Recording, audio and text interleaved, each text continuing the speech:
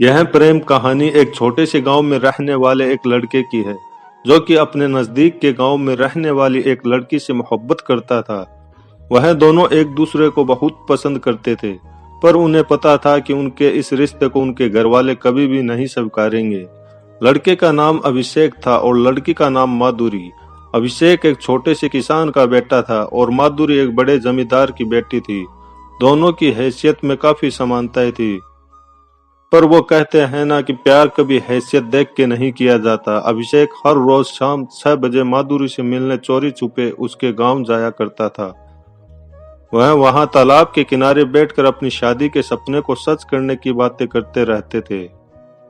चोरी छुपे मिलना उनकी मजबूरी हुआ करती थी, क्योंकि गांव में अक्सर ऐसे रिश्तों पर हमेशा सवाल खड़े उठते हैं और गांव के लोगों की हमेशा से यही चाहते हैं कि उनके बच्चों का विवाह उनकी जात बिरादरी के अंदर ही हो, ना कि उससे बाहर। और अभिषेक और माधुरी की बिरादरी भी अलग अलग थी, इसलिए उन्हें इस बात का भी डर भी सताता रहता था।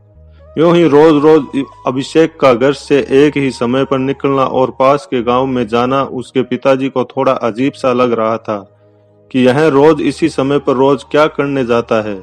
तो एक दिन अपने शक को दूर करने के लिए उसके पिता ने उसका पीछा करने की सोची और उसके पिता ने उसके अगले दिन ही अभिषेक का पीछा किया। जब अभिषेक दूसरे गांव पहुंचा तो उसके पिता ने देखा कि वह तो तुलक गांव के जमींदार की बेटी माधुरी से मिल रहा है और उसके साथ गले लग रहा था। यह सब देख उसके पिताजी को काफी शर्मिंदगी महसूस हुई और वह वहां से चले गए। जैसे ही थोड़े समय बाद जब अभिषेक घर पहुंचा तो उसके पिता ने उससे पूछा कि आज तुम तुलक गांव में क्या कर रहे थे। तो अभिषेक ने बोला कि कुछ नहीं पिताजी, मैं बस अपने दोस्तों से मिलने गया था। उसके मुंह से झूठ सुनते ही उसके पिता गुस्से में आकर उसको एक तमाचा लगाया और कहा कि दोस्त से मिलने गए थे या अय्याशी करने गए थे। मैंने तुम्हें आज तुलंग गांव के जमींदार की बेटी के साथ देखा था। क्या कर रहे थे तुम उसके साथ? तुम्हें जरा भी शर्म नहीं आई कि अपने माँ बाप का नाम तुम इस कदर डुबा रहे हो?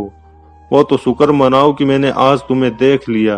अगर गांव का कोई और व्यक्ति देख लेता तो बदनामी तो होती अलग, और उस लड़की के भाई तुम्हारे हाथ पैर तोड़ते वो अलग। अभिषेक अपनी की गई गलती पर शर्मिंदा होता है और अपने पिता से कहता है कि मुझे माफ कर दीजिए, मेरे से बहुत बड़ी गलती हो गई। मुझे आपको यह बात पहले ही बता देनी चाहिए थी कि मैं माधुरी से बहुत प्यार करता हूँ और मैं उसके बिना एक पल भी जी नहीं सकता। यह सुनते ही उसके पिता उससे कहते हैं कि बेटा देखो, यह बात तुम्हें भी पता है कि वो हमसे हैसियत में कितने बड़े हैं और वो तुम्हारे इस रिश्ते को कभी नहीं स्वीकारेंगे, इसलिए बेहतर यही होगा कि तुम्हें उसे भूल जाओ।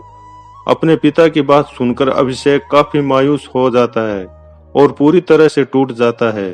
काफी दिन बीत जाते हैं, अभिषेक और माधुरी एक दूसरे से नहीं मिल होते हैं। माधुरी काफी परेशान होती है कि कुछ दिनों से अभिषेक उससे मिलने क्यों नहीं आ रहा है। कुछ दिन और बीत जाने के बाद माधुरी को और टेंशन होने लगती है, इसलिए बात की जड़ तक पहुंचने के लिए वह अभिषेक के गांव की तरफ अभिषेक से मिलने के लिए निकल लेती है। जब वह रास्ते में चल हो रही है तो अचानक उसकी टक्कर एक लड़के से हो जाती है और वो लड़का कोई और नहीं अभिषेक ही होता है। वह उसको देखते ही उसके गले लग जाती है और रो रो कर उसका बुरा हाल हो जाता है और वह उससे कहती है कि तुम मुझसे इतने दिनों से मिलने क्यों नहीं आ रहे थे? तो पता है मैं कितना परेशान हो रही थी कि कहीं तुम्हें कुछ हो तो नहीं गया, पर शुक्र है कि तुम ठीक हो।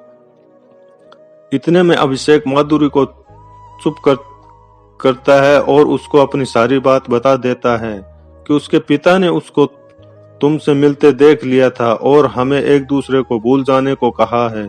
इतने में माधुरी अभिषेक से कहती है कि तुम्हारा प्यार क्या इतना ही सच्चा है कि एक मुसीबत आने पर तुम अपने प्यार को भूल जाओगे? अगर मुसीबत आई है तो हम दोनों डटकर सामना करेंगे।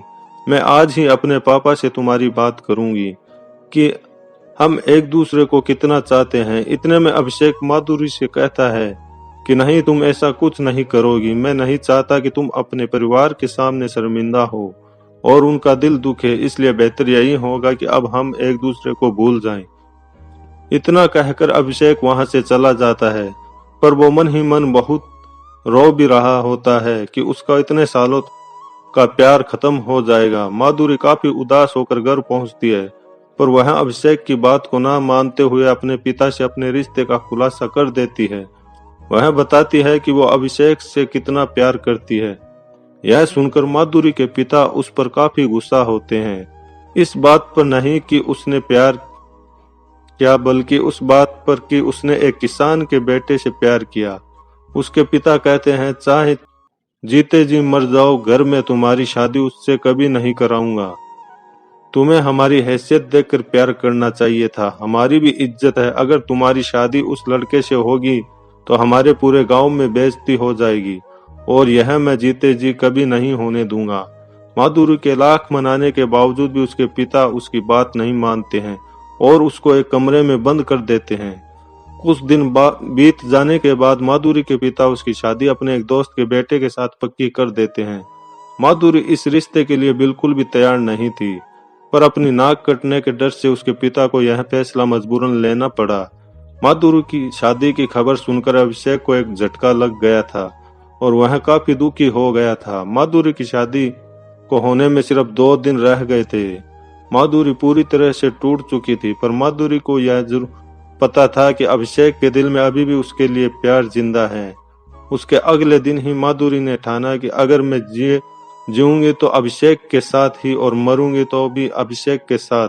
और इसी इरादे के साथ वह अपने कमरे की खिड़की से भाग गई और सीधा अभिषेक के पास जा पहुंची।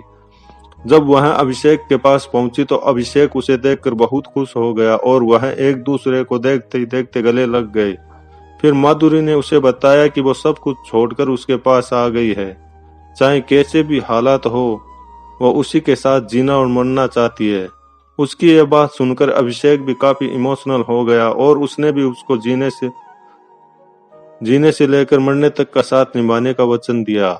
इतने में माधुरी के घर वाले देखते हैं कि माधुरी घर पर नहीं है, वह घर से भाग गई है। इतने में उसके पिता का शक सीधे अभिषेक पर जाता है कि वो उसी के घर भागी होगी, इसलिए अपना वक्त जाया ना करते हुए उसके पिता अपने आदमियों के साथ सीधा अभिषेक के घर की तरफ निकलते हैं। जितने में अभिषेक और माधुरी वहां से कहीं दूर जाने की सोच रहे होते हैं। इतने में माधुरी के पिता वहां पहुंच जाते हैं और उसको वहां ही ले जा रहे होते हैं कि इतने में अभिषेक माधुरी के पिता से प्रार्थना करता है कि हमें अलग मत करिए, हम एक दूसरे के बिना नहीं रह सकते। पर माधुरी के पिता उसकी एक बात भी नहीं सुनते और उसकी गोली मारकर हत्या कर देते हैं। यह सोचकर कि अब यह लड़का ही नहीं रहेगा तो माधुरी भी अब कहीं नहीं जाएगी और उसकी गांव में बेइज्जती होने से भी बच जाएगी। अभिषेक अब मर चुका था और अगले दिन माधुरी की शादी होनी थी, पर माधुरी इस शादी के लिए बिल्कुल तैयार नहीं थी, बल्कि वह तो अब अभिषेक के गम में डूब में चुकी थी और उसने यह वचन लिया था, अगर जिएंगे तो अभिषेक के लिए ही और मरेगी तो अभिषेक के लिए ही। अब शादी होने में सिर्फ कुछ ही समय रह गए थे, पर माधुरी अभी तक तैयार नहीं हुई थी। यही गम में सोचते सोचते अचानक उसकी नजर चूहे मारने वाली दवाई पर पड़ती है और बिना सोचे वह दवाई को उठा लेती है और उसे खा लेती है। यह सोचकर कि अब जीते जी तो वह उसकी ना हो सकी, पर अब मरकर तो उसकी हो सकती है, और उसके कुछ पल बाद ही माधुरी की मौत हो जाती है।